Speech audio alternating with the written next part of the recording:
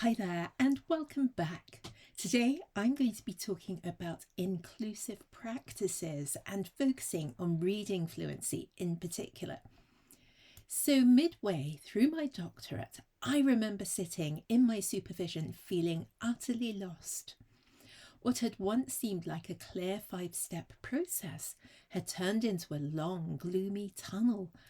I'd gathered my first data, but the results didn't make sense and I couldn't see the way forward.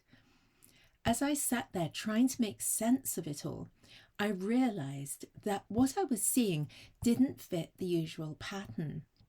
So I remember sitting there and feeling as though I'd really hit a wall and I just couldn't see past it. I pondered the big question. The rhythm-based intervention had worked beautifully for some of these children, and yet others showed only subtle changes. So what did that mean? And the puzzle really did become the turning point in my research. I began to wonder whether progress in reading fluency might not be as linear as we often assume. Perhaps rhythm was influencing something deeper, something that couldn't be captured by speed alone. The question really presupposed that progress itself should be linear. For example, more exercise will make you fitter and stronger, and the more you exercise, the fitter and stronger you become. That's an example of linear progress. But here we had clear improvements for some children, but not all children, so this obviously wasn't like exercise. Rhythm didn't appear to offer a universal benefit. Eventually, I said, well, maybe it's working as a form of enrichment. Maybe it's cultural. Maybe it's societal. Maybe some children need to receive this at school and others have already received it at home or somewhere else. This interpretation kind of changed my perspective on the data, and I started to see rhythm a bit like a vitamin. If children had arrived at school with low levels of rhythmic awareness, perhaps it could be topped up through an intervention once they were in the school system. But the next question that came up disturbed me even more. Why was it that some children read more slowly after the rhythm-based intervention and some read more quickly? This was very perplexing because if we assume that rhythm is improving reading, the efficiency of reading would surely improve and the rate of reading would become faster.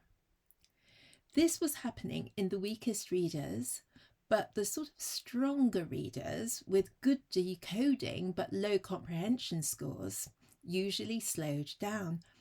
Even though their reading comprehension had improved to a significant extent, I felt embarrassed, as if the rhythm was more of a hindrance to their reading fluency than a help. At that time, I was worried because there was nothing that I could read that would help me to understand the relationship between phonemic awareness, rhythmic fluency, and reading comprehension. And even today, very few reading experts actually refer to rhythm. There was an even more puzzling moment when I had collected the next round of data comparing the effect of the rhythm-based intervention and a multisensory phonics intervention. I measured the children's awareness of alliteration and rhyme, that's the first and the final phonemes of a word, and their sensitivity to rhythm. These children were not decoding well enough to read connected text. In other words, they were struggling syllable to syllable. And these were the most vulnerable pupils in the school, and they even had very low attendance data as well. Their results showed that their alliteration scores had improved following the multisensory phonics training, and their rhyme scores had improved following the rhythm-based training. So at this point, the research had really stopped feeling like fun. The pressure to understand what was going on haunted me day and night. And then during a quiet walk to clear my head, the realization struck me. What if alliteration and rhyme served entirely different roles in reading?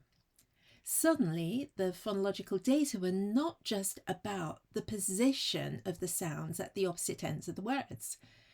It struck me that these phonemes did indeed have different roles.